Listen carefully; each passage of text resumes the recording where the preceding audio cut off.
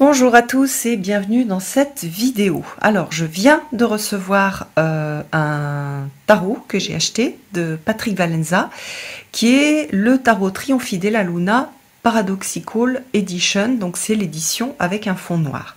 Alors, moi, j'ai depuis, je pense, 2016, puisque j'ai dû l'acheter quand il est sorti. La version, on va dire, couleur, en italien, qu'on peut plus trouver, mais on peut la trouver en anglais. Et j'avais très envie de cette version, on va dire, sombre.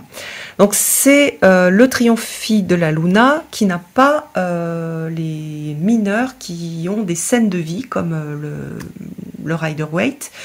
Parce que moi j'ai énormément travaillé avec le Deviant Moon et que c'est vraiment mon jeu, on va dire, avec des illustrations sombres en base Rider-Waite, en utilisant en fait le travail de Patrick Valenza.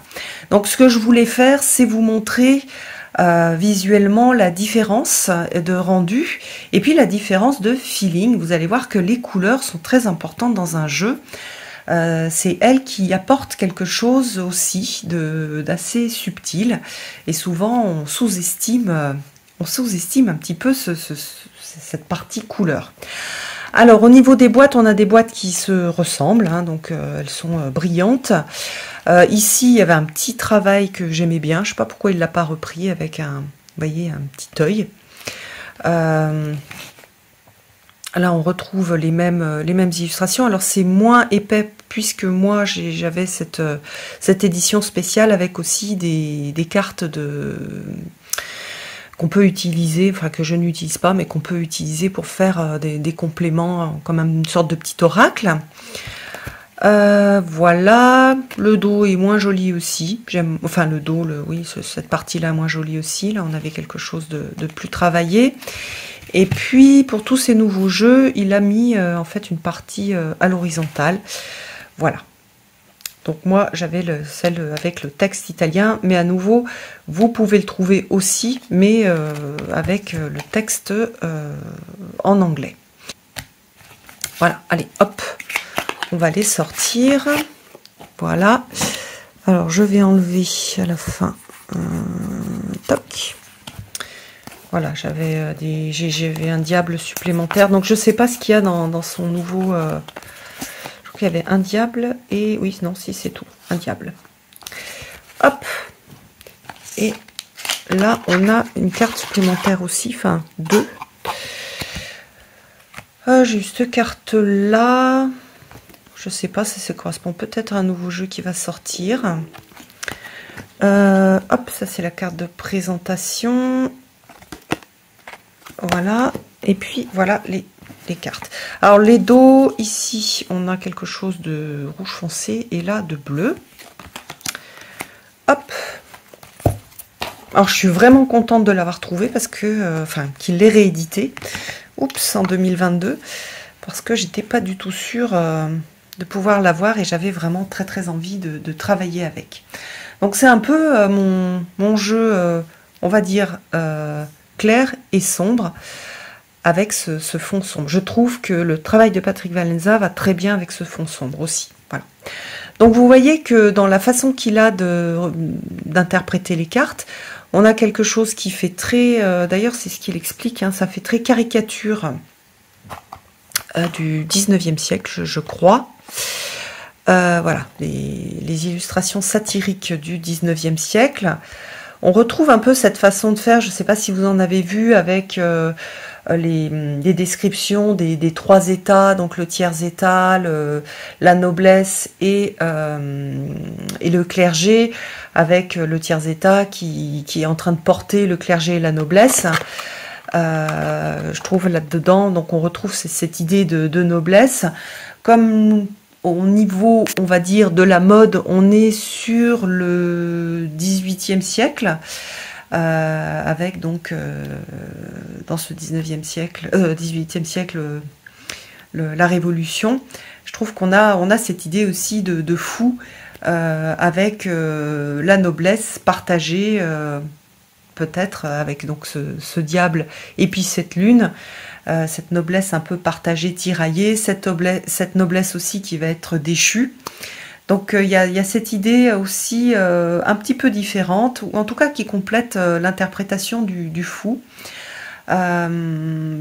qui, voilà, il va être déchu de ses titres de noblesse. Qu'est-ce qu'il va faire quand il va repartir sur le chemin de la vie pour cette nouvelle aventure avec un environnement qui est différent de ce qu'il a l'habitude d'avoir, aussi des droits, voilà, une sécurité qui va être différente. Donc je trouve que c'est aussi très intéressant, notamment pour les Français, parce qu'on a ce lien avec la Révolution française, avec cette idée de diable et de lune.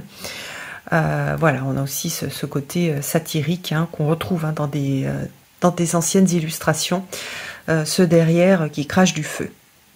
Voilà, donc vous voyez que on n'a pas la même chose, je trouve. Ici, on a quelque chose de plus éclairé, on voit plus le feu. Là, on est plus sur quelque chose de sombre et on a plus cette idée de travail avec la lune noire. Donc voilà pour le magicien qui a aussi un tricorne, mais on a le masque, on a cette idée de tricheur, de personnage qui est caché. On retrouve les trois pieds de la table avec les 3 pieds du magicien. Du coup, on a des cartes à jouer. Donc je trouve qu'il y a vraiment un chouette travail. Alors là, c'est hyper intéressant parce qu'on a une papesse, une grande prêtresse, qui est représentée un peu comme la Vierge Marie avec le voile bleu.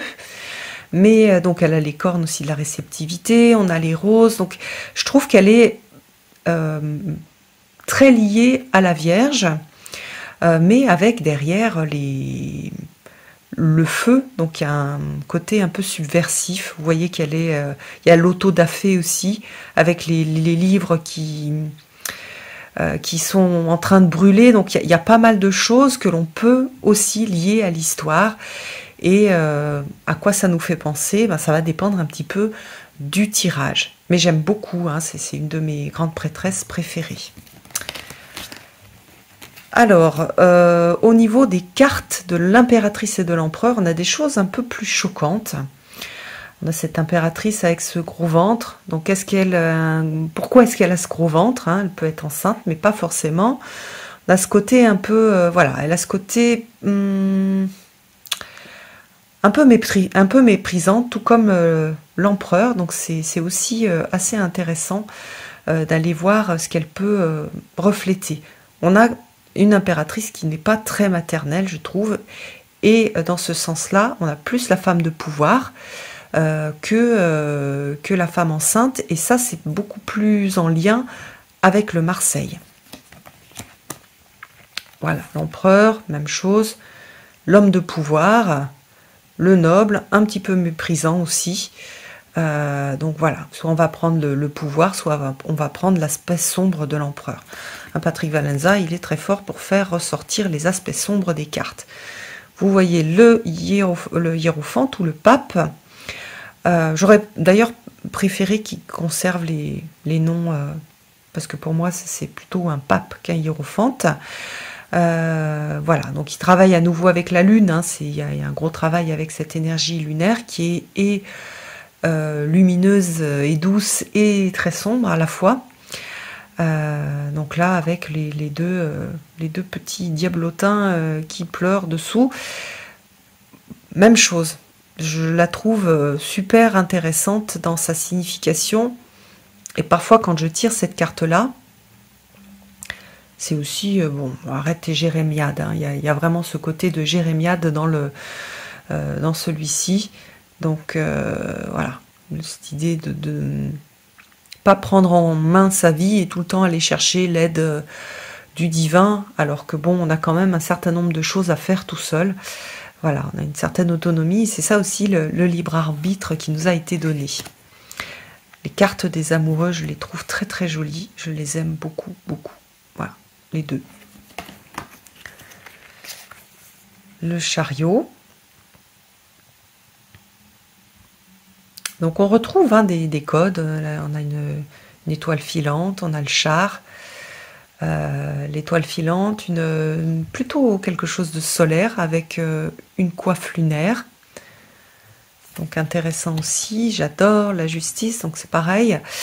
Ici, on a plus une justice un peu Jeanne d'Arc. On a cette idée de justice et de justesse.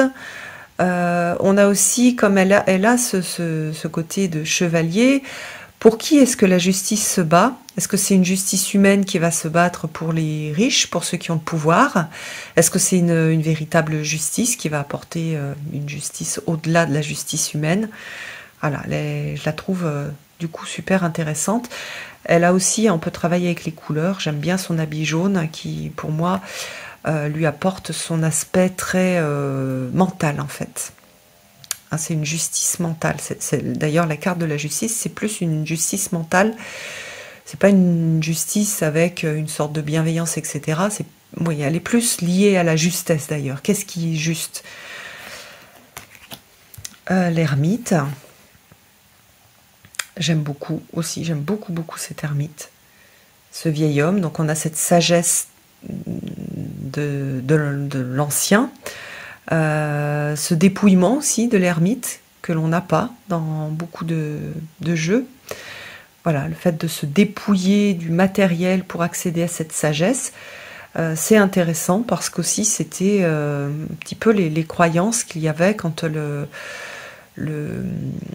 enfin les croyances et la sagesse que l'on avait, en tout cas à laquelle on accédait quand le tarot a été créé. On a la roue, alors avec cette idée de haut et de bas qui en fait voilà, qui concerne tout le monde. On a l'aspect là sanglant que l'on voit moins dans celui-ci. C'est vrai que quand on monte, on est content. Quand on redescend, ben, c'est pas toujours très agréable. Même chose, hein, vous voyez, la lune est noire. La force. Donc ça, c'est basé sur une ancienne représentation de la force, qui n'est pas tout à fait pareil, mais bon, on a cette idée de pilier. Je me demande si dans celui-ci... J'ai gardé celle-là, mais il y a une autre force, oui, voilà. Il y a une force qui ressemble plus au tarot qu'on a l'habitude de voir. Donc moi, j'ai gardé le pilier, je l'aime bien, puis ça apporte une certaine originalité au jeu. Le pendu, avec cette idée de cocon.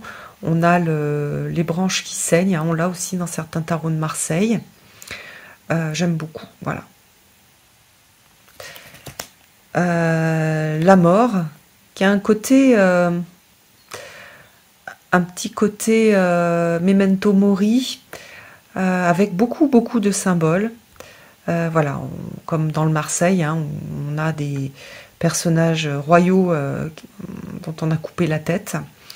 Voilà, la mort, elle épargne personne, quel que soit le statut ou l'état du compte bancaire.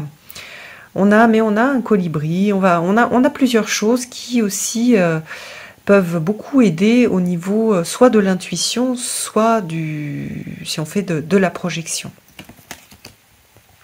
J'adore la tempérance, qui a vraiment un aspect magique. Voilà, j'aime beaucoup. Et on a un éléphant en fond, même chose. La force, on a ce côté de force tranquille, hein, dans la tempérance. C'est vrai que l'éléphant est un animal, je trouve, qui se prête bien à cette idée de tempérance et de gestion de la force et du pouvoir. Alors le diable, que j'aime beaucoup aussi, puisque c'est un diable qui ressemble au... Zut. Ah, j'ai sur le bout de la langue. Bon, c'est pas grave. Donc il ressemble à un tarot aussi, qui est un tarot dans le style de Marseille, un tarot ancien, avec des... C'était assez d'ailleurs courant de voir des représentations de diable avec un visage sur le ventre, sur les genoux. Donc voilà, il tient des serpents, même chose, beaucoup de symboles. Donc au niveau de la tour, on va avoir cette représentation de tour. Donc moi j'avais aussi une ancienne représentation. Ah, ça m'énerve de ne pas me souvenir le nom du tarot. Bon bref, la tour a aussi été représentée comme ça, avec cet arbre foudroyé. Mais là on a la tour classique. J'adore l'étoile. J'adore, j'adore. Je la trouve super délicate. Plein de... Même chose, beaucoup de choses. Vous voyez, on a un oiseau, on a un pied dans le poisson. Ici, on a un petit insecte. Comme je travaille pas mal avec les insectes, j'aime beaucoup avoir un... J'aime bien ce lien aussi aux insectes. Donc ici, on a cette étoile qui guide dans des moments sombres. Ici, on a plus quelque chose de joyeux, plus quelque chose avec une note d'espoir, voire même une sorte d'étoile qui est ma bonne étoile. Là, voilà, on a plus un aspect, je trouve, de désespoir et d'espoir dans ces moments sombres. J'adore aussi la lune. J'aime beaucoup la tranquillité, la douceur, cette protection de la lune. Hein, il s'appelle donc Triomphie della Luna. On a ce lien avec la lune, comme le Deviant Moon. On a cette idée de la protection de la lune dans la carte de la lune. Le soleil, avec... voilà, on peut avoir le lien avec Apollon, on a ce côté de diable. Vous voyez l'expression aussi du soleil. C'est intéressant puisque du coup, c'est le personnage qui avait la peau très blanche qui se retrouve avec une peau très noire. Donc j'aime bien aussi ce jeu de différentes couleurs.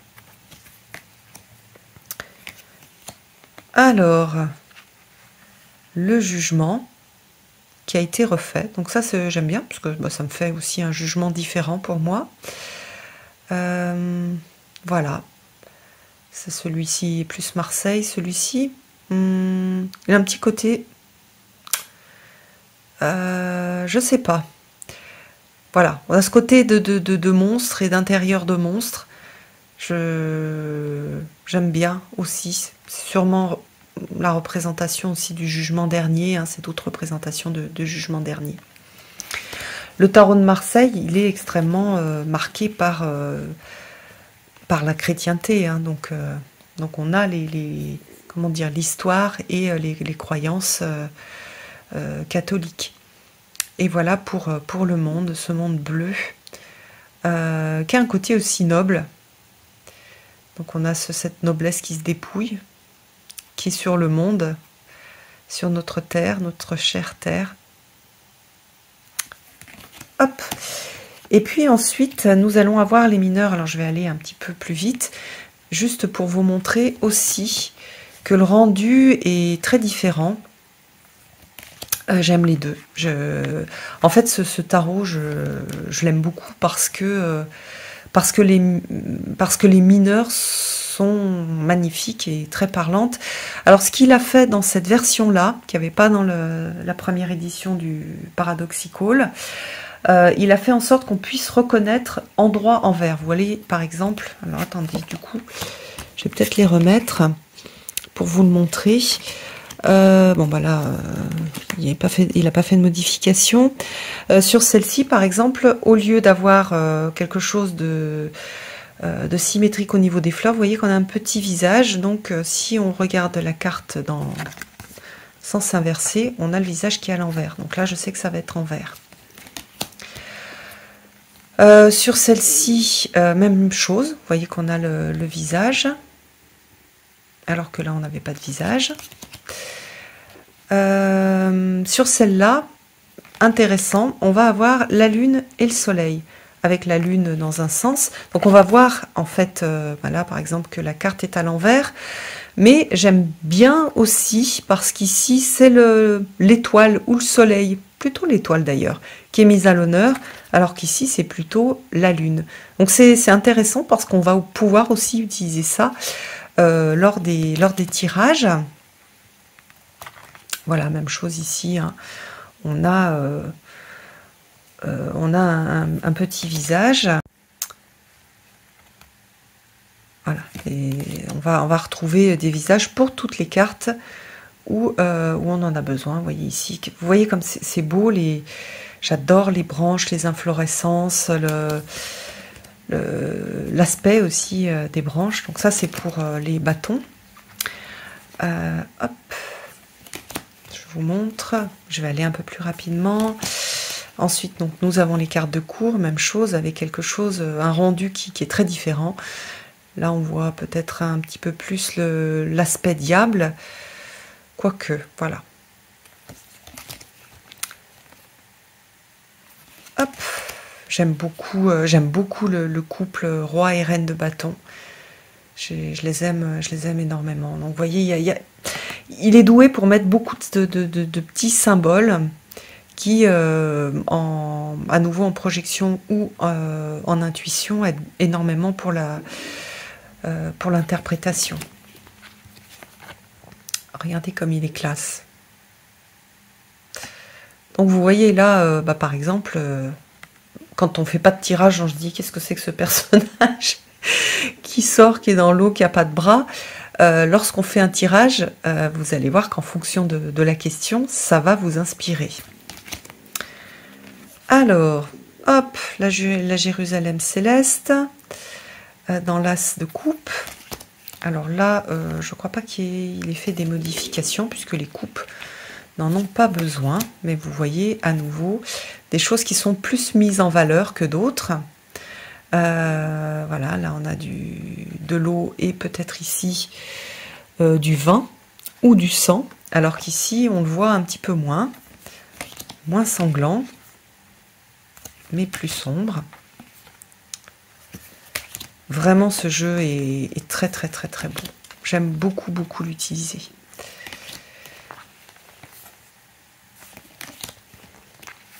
Il est voilà, il est unique et il a ce côté voilà satirique et un peu cruel, mais aussi très très très intéressant. Donc vous voyez que là, il boit tout son saoul.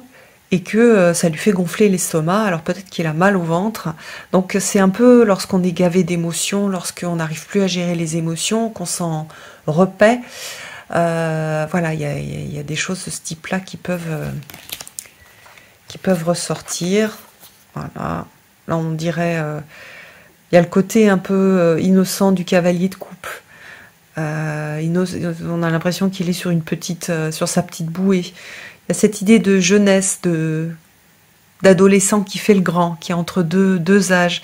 Donc j'aime beaucoup aussi. Oh là là là là, la reine de coupe. Est-ce que c'est pas une des plus jolies reines de coupe que vous ayez vues? Elle est tellement protectrice, douce, gentille. Elle a la robe, une robe faite de chute d'eau. J'adore cette reine. Voilà, le roi, lui, un peu moins, mais la reine est magnifique. Voilà pour les épées. Alors, pour les épées, donc là, c'était bon. On avait le visage. Ici aussi. Comme sur les épées, on a toujours un symbole hein, qui a un sens. Donc là, il n'a rien rajouté. Je trouve que sur celle-ci, on ressent plus le côté sanglant. Et sur celle-ci, on l'a moins. Donc, bon, voilà, à voir. Là, l'œil ressort différemment. Celui-ci fait plus mystique. Celui-ci fait plus... il va plus nous interroger, comme si un peu il nous disait « Eh, oh, attention !» Voilà, la petite aile. On a le sang qui coule, même chose, je trouve plus sanglant avec ce modèle-là. Hop, le petit page. Ah, ça fait très Saint-Michel, hein, avec le dragon. Là aussi. On a aussi ce lien peut-être à la légende arthurienne. J'aime beaucoup cette reine d'épée. Elles sont très touchantes, les reines. Elles sont très très touchantes. Elles ont quelque chose de vraiment particulier. Le roi d'épée est très beau aussi. On le sent à nous... comment dire, il est très réfléchi et il est prêt à tout aussi pour sauver les gens qu'il aime, pour sauver son royaume, pour sauver ses idées. Mais il peut être aussi trompeur.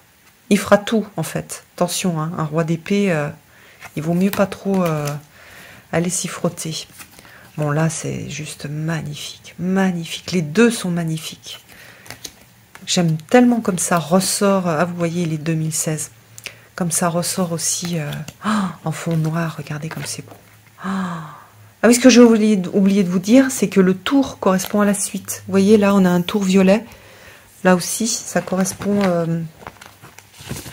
à la suite. On n'a pas les mêmes tours en fonction de... Voilà, là, on a un tour plutôt blanc pour les majeurs, plutôt vert pour les bâtons, une sorte de bleu pour les coupes, rouge pour les épées, les sanglantes épées, et puis violet pour les... Attendez, je vais le mettre de l'autre côté parce que ça tombe. Pour les deniers, voilà. Donc vous voyez que dans le tarot de Marseille, on n'est pas sur la magie, on est beaucoup sur l'incarnation, puisqu'on a des vrais deniers, des sous, des pièces. Donc la richesse matérielle, la richesse au niveau des possessions, du cœur. Après, on peut l'étendre, hein. La richesse, c'est aussi ce que l'on a construit, ce que l'on a mis dans le monde matériel. Donc, qui se voit. Donc parfois, quand on fait des tirages, comment dire, par exemple sur au niveau des sentiments, on a cette idée de construire un couple, etc. Oh, j'adore, j'adore. Est-ce qu'il n'est pas aussi supra mignon? Le petit page de denier. Il est très mignon.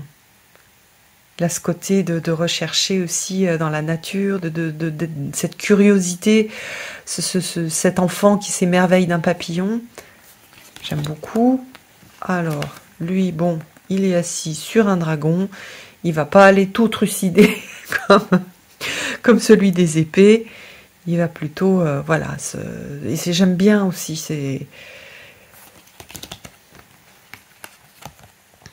La reine de denier, elle est en train de faire à manger, il y a les petits diables, tout le monde veut lui piquer son repas avant qu'il ait terminé. Ou peut-être manger dans son assiette. Ou peut-être qu'elle les gronde parce qu'ils ont mangé du rôti. Ou peut-être qu'elle ne veut pas partager. On a ça hein, dans l'aspect sombre de la reine de denier. Elle est obsédée par son denier, donc elle ne va pas le partager. Et puis nous avons... le roi de denier voilà, qui peut protéger ou utiliser les autres comme des poupées. Voilà, donc ça c'est la force que je vous ai montré tout à l'heure. Donc voilà pour cette présentation, j'espère que ça vous a plu. À bientôt.